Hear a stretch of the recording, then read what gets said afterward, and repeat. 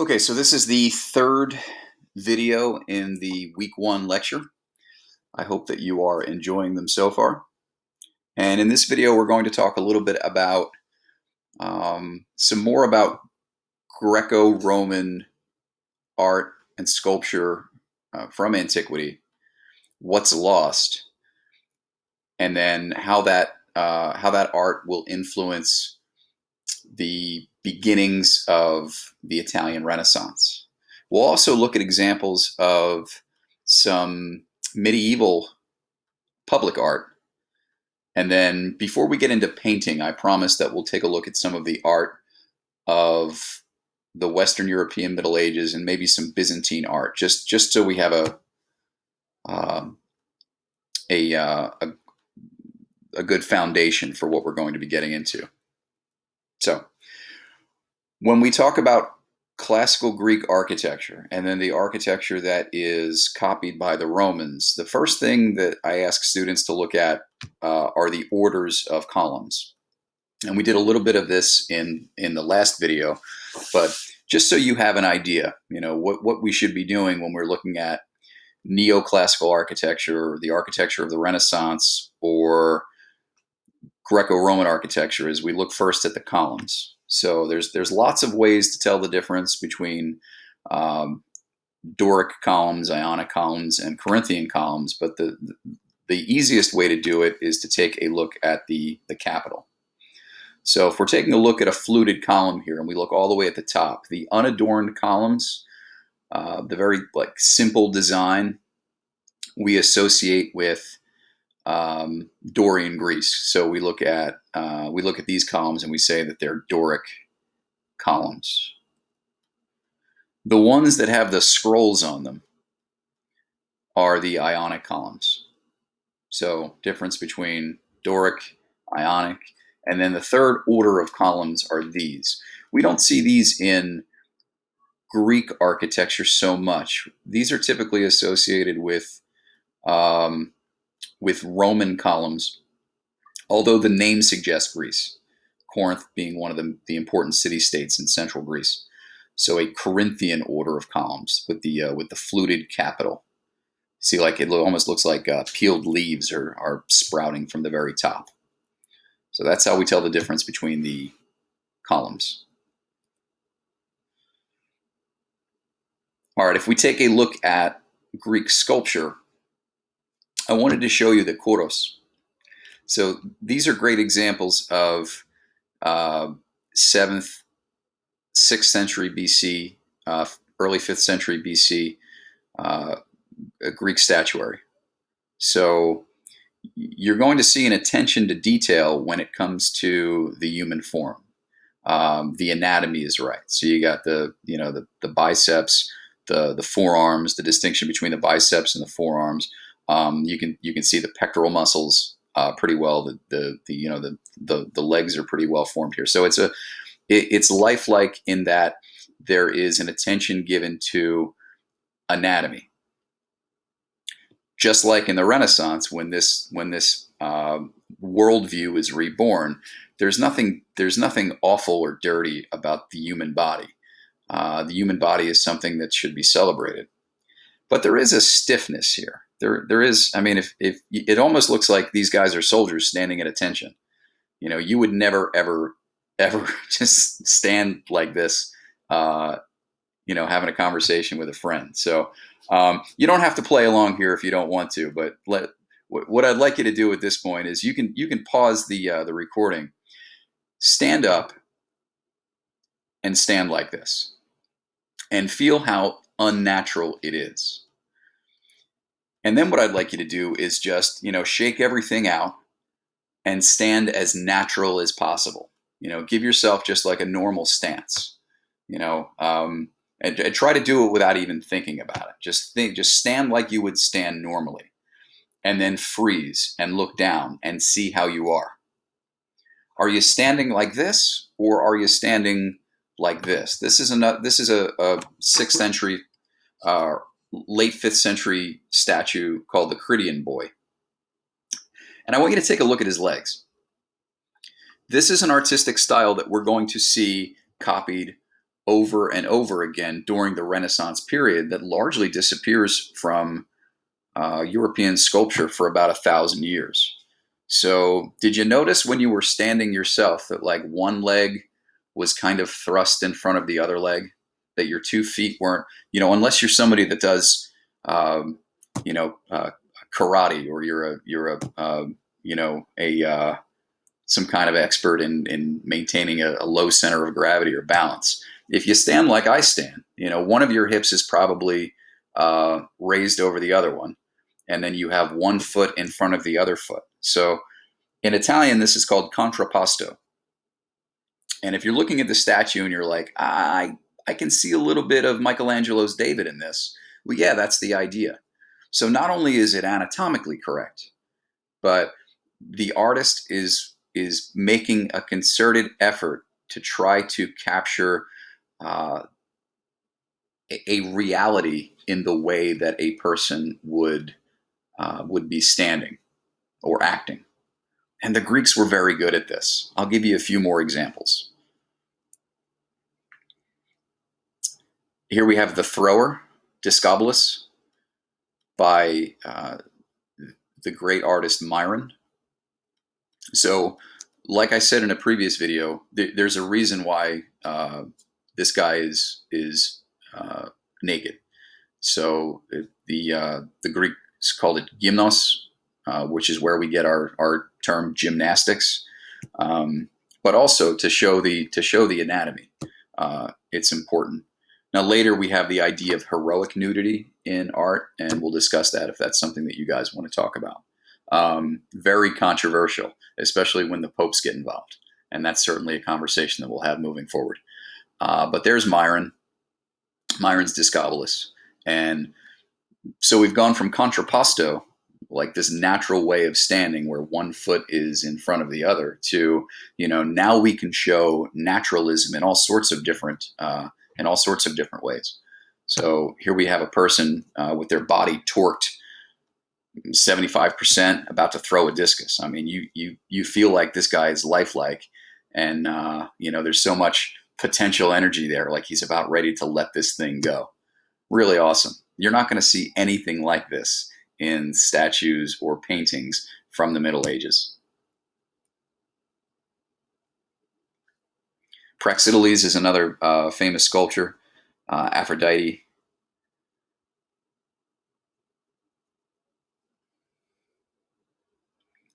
Again, I love when you have the naturalism and just such an attention to detail with the clothes or the fabric. So, like we saw with the previous sculpture, it looks like you could just grab that fabric and bunch it up.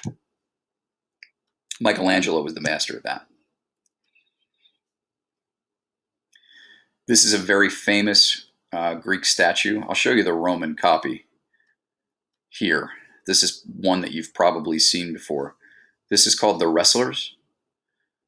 It is in the Uffizi Art Gallery in Florence. And this isn't our only stop at the Uffizi. I promise we will go back to the Uffizi when we take a closer look and do a tour of Florence later in the course.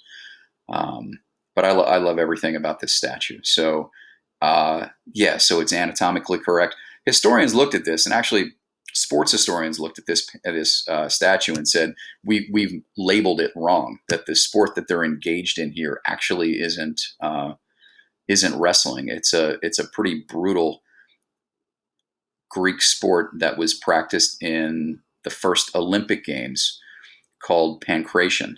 So this was like a no holds barred sport that combined wrestling and punching and all sorts of nasty stuff like eye gouging and fish hooking. And if you're a fan of modern MMA, mixed martial arts, this would have been the sport that you would have followed pretty closely. So the pankration fighters at the Uffizi.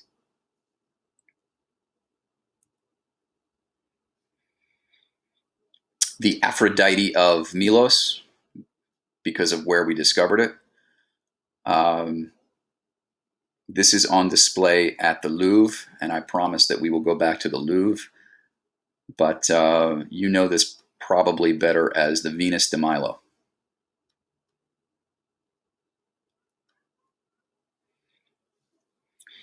And here we have a bust of Pericles. Pericles was the leader of Athens during the Golden Age, or one of the leaders of Athens during the Golden Age. Athens practiced a form of government called democracy, which will disappear from planet Earth for about 2,000 plus years. And nickname was Old Onion Head because he had an enormous forehead. My high school students would call it a five head, which is why the artist has the Corinthian helmet pushed up high on his head to give him some dignity there. But this is the bust of Pericles, and notice the attention to detail in the beard, in the face, in the expression. We're not going to see this after the fall of the Roman Empire. Art like this. And why is this important? Well, the idea that the human body should be depicted in art realistically has been with us for a long time, and it comes back in the Renaissance. So for those of you who are fans of space and exploration, you know that we fired this thing into, there's a space mission called Pioneer 10. And when we designed Pioneer 10 to go into the outer reaches of space, the leaders over at NASA were wondering what would happen if this spaceship was discovered. Once it left the solar system, if it was discovered by alien races. And we kind of wanted to explain what human beings were. So we put together a whole bunch of stuff. And there's this really cool side panel on the side of Pioneer 10 that attempts to explain to aliens what human beings are. So there's a picture, a scale representation of the actual spacecraft. That's it in the background. Then a three-dimensional rendering of our solar system, and then it points to planet Earth, where we're from. And then in front of the spaceship, you have a man and a woman depicted anatomically correct, and look at how they're standing. Yep, that's contrapposto. So started with the Greeks, copied by the Romans, brought back during the Renaissance. Michelangelo is the master of it, and we're still doing it today. But I've always said that the description of the Middle Ages or the Dark Ages as 1,000 years without a bath is fundamentally incorrect, because you have the construction in both Eastern, Western, and Southern Europe of these gorgeous examples of public art, these cathedrals, and we can take a look at how some of these things were built, and then look at how Renaissance architecture puts their own kind of spin on it. So on the left, we have the example, or an example, of a Romanesque style church that you might have seen built in Western Europe between the 9th and 11th century. And then on the right there, you have Gothic architecture or Gothic style church that you might see in Europe later, all the way up to the 13th and 14th century, when the Renaissance was beginning. Sometimes we call the early Renaissance period the Gothic Renaissance, or the pre-Renaissance period. When we think Gothic today, Gothic is another one of those terms that's awfully weighty. So people in Southern Europe kind of used it as a pejorative to refer to like Northern Europe and Germany. There was a group of barbarians known as the Goths. There was a group of barbarians known as the Eastern Goths and the Western Goths. You've got your Visigoths and your Ostrogoths. And that has nothing to do with this. It's just simply a way that we refer to a specific set of art and architecture.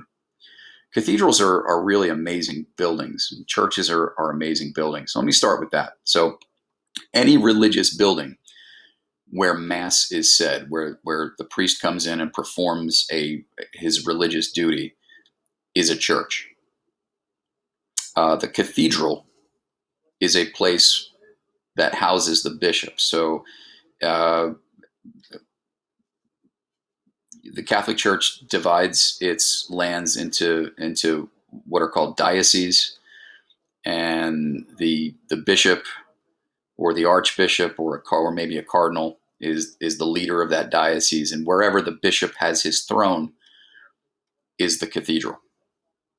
There's also a church building called a basilica. There's only four of them. They're all in Rome, and there are thousands of what we call minor basilica. And a basilica is simply a cathedral or a church that the Pope has decreed is a basilica. So hopefully that clears that up a little bit. But churches are pretty amazing. If you look at a Romanesque or later Gothic style cathedral in Western Europe, they're all laid out the same way. If you were to take a bird's eye view of a cathedral flying over it, it's going to look like a cross. So you imagine taking a cross and laying it down on its end. And if you were to walk into a cathedral or a church from the foot of the cross, you're walking in through the entrance and you're in a part of the church called the narthex. Then you walk up the central aisle, that's known as the nave. And then when you get to the crossbeam, where the aisle meets the where Christ would have his hands, that's called the crossing. And then the aisle that is at a 90-degree angle to the nave is called the transept. And behind that would be the altar behind which the priest would say mass. So the thing that really defines Gothic style cathedrals is technology. So if you take a look at the ceiling, that's a vaulted ceiling. The thing about cathedrals is they're huge. They were always the biggest building in the town or the city, and will be until we get to the modern age. So the question is,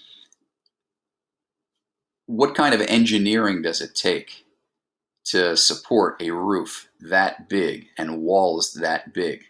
You know, as you build walls higher and higher and higher, they also have to get thicker and thicker and thicker. And the thicker the wall is, the harder it is, and the heavier the roof is.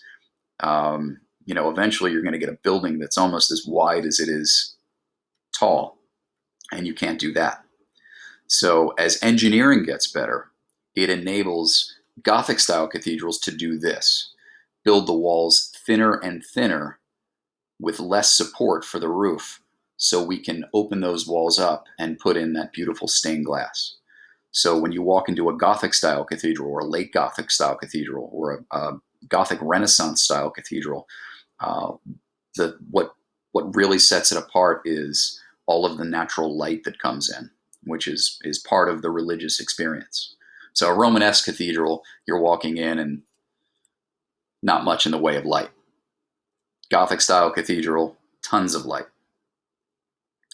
This is the most famous one. Of course, you probably know which one that is.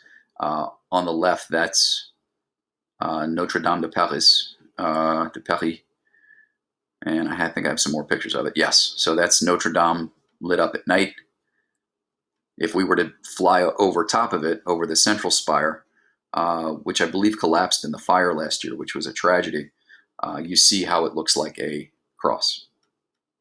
So there's a better picture.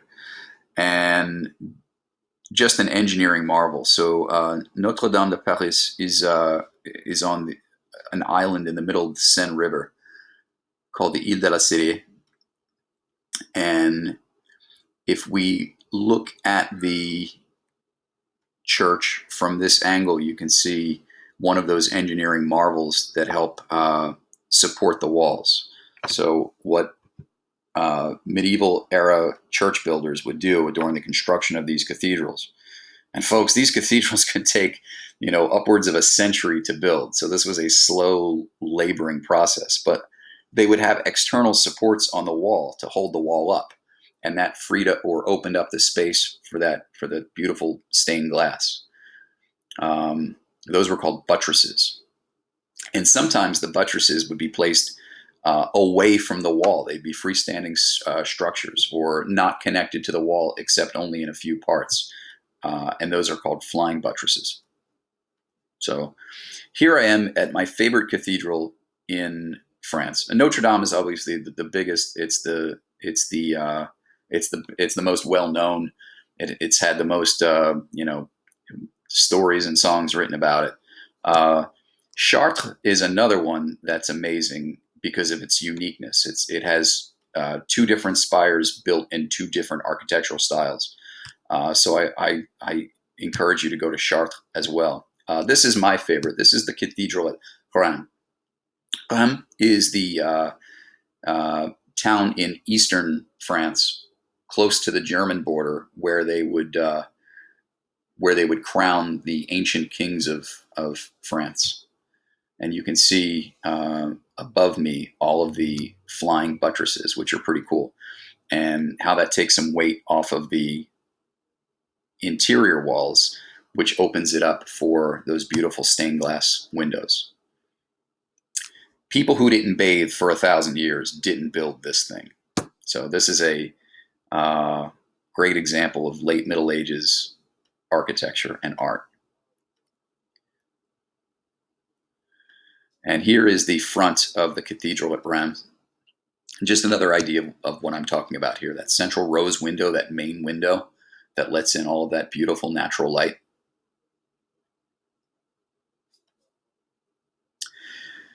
These buildings also hold carillons, which are rows of bells to call the faithful to prayer. They ring out when it's a feast day or a jubilee, or they just ring out during the day. The area in a church or cathedral that houses the carillon or houses the bells is called the belfry. I point that out because Italian church architecture is going to be a little bit different. So that's me at the bottom. I'm very annoyed because the Christmas Village hasn't opened yet. You see the little wooden shacks in front of the or the little wooden stores in front of the cathedral. A lot of these towns have Christmas villages. So when they sell like arts and crafts and all sorts of cool stuff. And that's actually how the Middle Ages, what you would see, because all these towns spring around, and there's so much economic activity that follows the cathedral. These things were super massive. They were super expensive to build.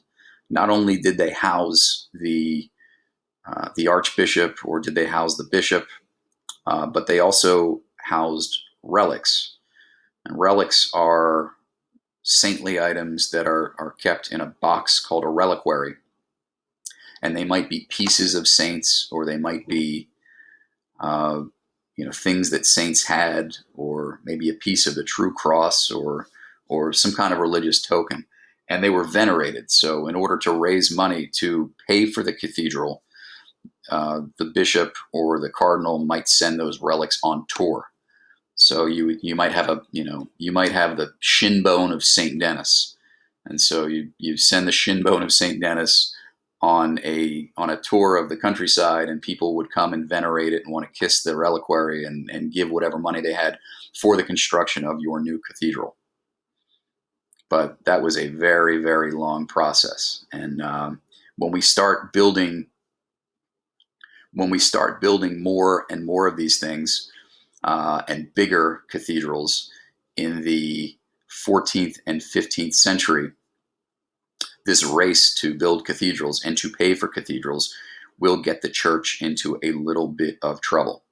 There's a direct line that you can draw from the Reformation in 1517 to the building of the dome at St. Peter's, and the design of St. Peter's Cathedral by Michelangelo. But we'll get there. Yes, he did open up the Christmas Village. So I was annoyed for no reason. There's the interior of the cathedral at Reims. Reims is also famous, by the way. It's in a region of France called the Champagne region, which is the only place that you can make real champagne. So all of the famous champagne houses, for those of you that like champagne like I do, are there in the Reims region. If you'd like me to talk more about that, I'd be more than happy to. Here's another picture of the Reims Cathedral. I didn't take this one.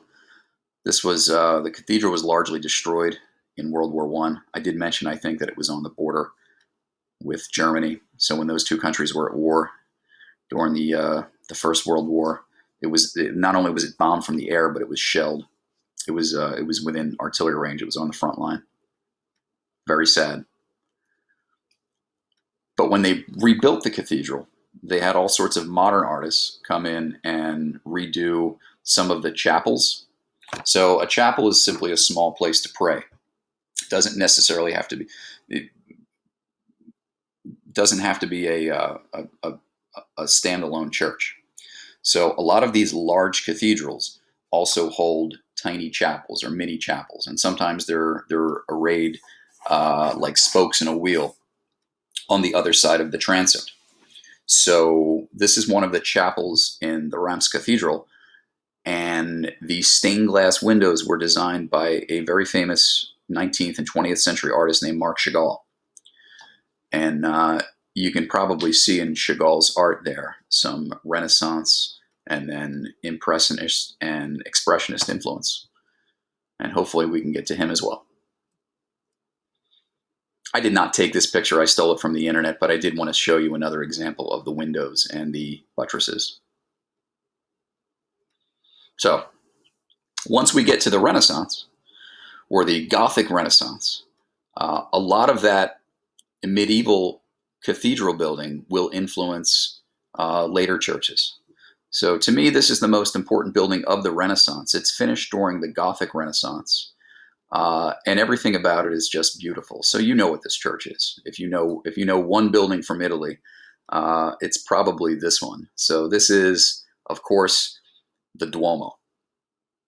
Its proper name is Santa Maria del Fiore, and it is in the Piazza del Duomo in Florence. And if there is a more beautiful building or set of buildings in the world, you're going to have to tell me what it is. So the central dome there, the dome that makes the Duomo, was designed by the Renaissance architect and artist Brunelleschi. And we'll take a look at some of the features of the Duomo. It's polychromatic, so unlike your Gothic-style cathedrals in other parts of Europe, which tend to be like that dark or dour gray stone, you see a lot of like pink marble and a lot of shades of white. So this is we're looking at the front of the Duomo here. If you were to fly over it directly and peer down, you'd see the shape of the cross. And that dome sits above the nave and the crossing. Michelangelo, who was, in addition to being the greatest sculptor of the Renaissance and maybe the greatest painter of the Renaissance, is also the greatest architect of the Renaissance. I mentioned in an earlier slide that he designed part of the dome over St. Peter's. And in typical Michelangelo fashion, he was a guy who would tell you that he was the greatest artist of this or any age. But he did give a nod to Brunelleschi. He did say that, although the dome that he built in St. Peter's in the Vatican was the greatest dome, Brunelleschi had the prettiest dome. So there it is. There are two other buildings in this photograph that I want to point out. One is the freestanding building immediately to the right of the Duomo, that very tall, slender, almost obelisk-looking building. That's the Campanile, and we'll look at that in a second. And then just to the foreground of the Duomo, in the Piazza del Duomo, is the baptistry. And the baptistry is the oldest building in all of Florence. And there are some Renaissance era updates that when we come back to Florence, we'll definitely take a look at. So here's the Campanile. It was designed partially by the famous Renaissance artist Giotto. And when we finally start looking at some paintings, the first Renaissance paintings that we're going to look at are going to be by Giotto. But he also was an architect, and he designed part of this this tower. And you can see in this picture, it's actually a separate building from the Duomo. Depending on the angle that you look at, people assume that they're connected. They are not. Campanile is a bell tower. So when we were looking at Notre Dame, I use the term belfry. In a lot of cathedrals, the bell tower is connected to the building. But down here in Italy, where we have a lot of earthquakes, we separate, in many cases, the bell tower from the central cathedral. There's a reason for that. These things are engineering marvels. And sometimes the bells themselves are so large that the ringing of the bells will cause structural damage to the church. So there's a reason why these two buildings are separated in the way that they are. But it's designed in the same style as the Duomo. They're paired cousins. There's all sorts of interesting art and sculpture on the Campanile. I highly recommend visiting both. I can think of probably one other example. Well, no, there's a few other examples. There's the Campanile at St. Mark's in Venice. We'll take a tour of Venice and we'll take a look at that one. But the most famous Campanile in all of Italy and possibly the world isn't this one. Can you think of which one it is? Yeah. So the Leaning Tower of Pisa is also a campanile, and it dates from the 11th and 12th century. So people look at this and assume that it is a terrible piece of architecture, like somebody messed up. And for me, I've always looked at it and said, it's amazing that this thing has managed to stand through dozens of major earthquakes and thousands of mini earthquakes, and basically has been able to do its job, which is be a bell tower up until they removed the bells very recently. So the Leaning Tower of Pisa. That's not me. Don't be that guy. Thousands of Americans, tens of thousands of Americans go to Pisa. They take this picture, then they get back on the bus. So Pisa is a delightful city to visit. Just don't do that. So that was our whirlwind tour of Greek art, Greek sculpture, Roman copies of Greek art and architecture, and then some of the art and architecture of the Middle Ages. We went through it very quickly. If there's anything here that you'd like me to talk about in greater detail, let's talk about it in the discussion session. Okay.